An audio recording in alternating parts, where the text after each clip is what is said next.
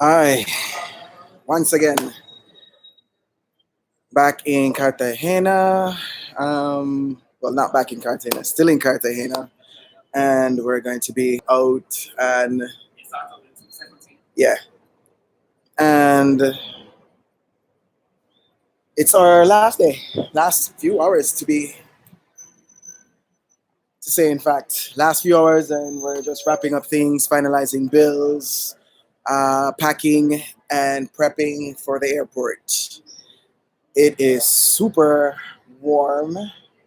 Um, at least it was a bit hot going up and down those stairs and then stepping out into the sun. It's a little bit overcast right now, but the sun is about to peek out. So, what would people want to know before coming to Cartagena? Let's see. Let's see. One, you definitely need a PCR test to step foot in the country. Immigrations will not let you come through with a what they call the other one, a antigen. Sorry, the antigen, and so you would need to make sure you have those your PCR. If you're gonna do the PCR through your company, make sure you do it 2 to 3 days in advance. I'd say 3 days. Make sure don't wait for the second day. Get it early as soon as you can. Do it because the delay was ridiculous. Um, it was clutch when we got our response. And for American Airlines, they won't let you go on the airplane until you have your results back. So if you don't have your results and you're flying American Airlines, you're screwed. Um, if you are flying, however, JetBlue allows you to get on the flight with your antigen, but you make sure you have your PCR test right before. But to bypass all of that headache and heartache and being sent back to the States immediately, I would recommend doing your PCR test 3 days in advance so that you get your results the day before you leave and not having to. What happened to me was I did mine like the day before we did our antigen and PCR. We didn't get our results back, and so I had to leave the airport. Like my flight was at one something. I was at the airport 2 hours before, and then I had to leave the airport, go to a testing center, which was 2 minutes, luckily, and take my PCR test, which I got my results back in 20 minutes. But it cost me $150. The one that I did through the government was free, but it took 24 to 40. Sorry, it took 48 to, I guess, 56, whatever that math is right now. I don't care. Just take it a good time in advance. We did ours in the morning and we didn't get our results back until late. I had to go leave the airport 150 plus Ubers and taxis going back and forth from the airport to the testing center. So to alleviate all that stress, do your PCR test in advance. Second, when you get here in Cartagena, if your place that you're staying can send a car, let them do that. Have them meet you at the airport just to be on the safe side. Um, the other thing is bring cash. Do not use the ATMs if you don't have to. If you can bring enough cash, um, do so. And what you could do is portion how much you're gonna convert as you go along, as needed. But bring cash. Reduce your dependency on a credit card. All right. Because why I'm telling you not to bring your credit card, it's because when you do, every place that you go, whether it's supermarket, clubs, strip clubs, anywhere, even the vendors on the street who take your card, you're adding a 20% on top of whatever you're purchasing. So if you want to alleviate that added cost, take enough cash with you. After that advice, you would be so much more uh, in a mental space. You'll be more mentally healthy and ready for whatever the date comes. Also, since the whole curfew thing happens here, curfew during the week seems to be at 8 p.m. So you'd have to do whether you want to do clubbing or um, trips outside of the Cartagena. If you want to do the boat trips, I'd say do that during the week. And on the weekend, reserve those for your walking tours and your cultural tours. Leave those for the week. The weekends, because the weekends, it's a different curfew and it's earlier. On the curfew here on the weekends is 2 p.m. So everything's shut down. If you want food, you can get food after hours and after curfew using the Rappi service, and the place that you're staying can facilitate that for you on your behalf. Uh, so you know all the prices and costs up front, tipping the driver, whatnot. That's fine. You can still get food after hours, but no one is going to be on the street. So restaurants and stuff will be open. Supermarkets will be closed, or I guess they're closed, and some convenience stores are open. However, you can still get beer, you can still get fast food, you can still get any mixed snacks and whatnot. It's there on Rappi.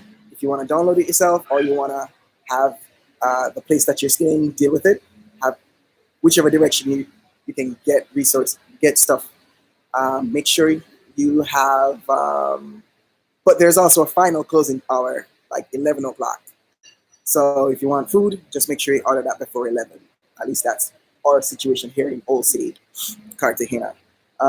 What's the next thing you would want to know on a trip? Follow the news.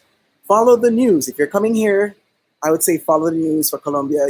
You want to make sure that when you get here, there is not any civil unrest happening. I would say follow the news. We did. So when we landed, we did know of protests and stuff. We didn't know exactly that it was going to happen here. We know that it was happening around the country, Cali, Medellin. So follow the news, follow the Twitter. I believe Colombia has their own Twitter news outlet. So you follow that. Let's see. What else did I learn when I was here? Depending on where you go, if you go down to the downtown part of Colombia where the high rises are, a lot more of the high rises, which are condominiums and hotels, it's a different atmosphere over there, which is like, we're talking about like, I believe it's Boca Grande, areas like that, Luganit, I don't want to butcher it, basically small lakes. You can do the Spanish translation for that. The environment over there is different. It's a little bit more uptown, as us Jamaicans would refer to it as being. It's a little bit more dollars when it comes to food and place to stay and whatnot. I would say if you're going over there, uh, just make sure you know it won't cost too money. And when we say too money, we're talking about 50 mil pesos. I didn't have representation. You can Google it and find it. I was gonna show you, but I ain't got time for that right now. Um, so you're gonna need at least for a breakfast over there 100,000 pesos. So keep that in mind when you're going for food and stuff over there. I'd say per person heading over to Boca Grande, make sure you have about 200,000 pesos, 200 mil Colombian pesos. And yeah, you should be good. If you're going to be over there for a day, the whole day, 500 mil pesos should suffice. If you're going over that, you're doing it wrong. You're not doing it. You're not using your negotiation skills. And things can be negotiated. That's also the final tip I'm going to give you. Things can be negotiated. If it's not a restaurant, if you're buying from vendors and stuff, they're trying to sell you stuff. They're always going to try to sell you stuff. It's the hustle and bustle. So down here, excuse the bus. I'm right by the bus stop. But if you're going to be buying stuff, say from street vendors, they're going to give you the gringo price. You know, I wanted one item, and a fridge magnet, because I always take a fridge magnet from every location that I travel to. And they wanted me to spend 10,000 pesos on this one item. And I was like, that seemed too rich. The item was okay. It didn't, to me, value that much. Who am I as a foreigner to put a value on their item? But to me, I didn't feel like it was valued that much. What I did, I held off, and I negotiated. I was like, I only want one. He wanted to sell me three, and he was saying 21,000 pesos. And I was like, if you're going to be selling me 21,000 pesos for three items, obviously there is, yeah, I understand it's bulk, but that means there's price to negotiate for one item. I did, and I got my fridge magnet for less than 10,000 pesos. I think I got it for like six. So things can be negotiated. I'm not saying lowball the situation. No, I'm not. But we understand the hustle. We understand people are on the grind. So offer what you can. But I'm saying they're gonna overprice each item because they want to make sure they're making a profit. And who doesn't want to make a profit? So that's my final tip. Bargain if you can. Learn Spanish. Oh, I guess that's also another tip. Learn Spanish. Google Translate. Make sure you install that when you get here. If you can, also download a map of Cartagena if you can through Google Maps. It will be worth it because you won't be roaming any data. You can pull up the map and know exactly where you are and have an idea of how to get back to where you need to be. Get the lay of the land if you can. Don't walk down areas that you're not used to or comfortable with.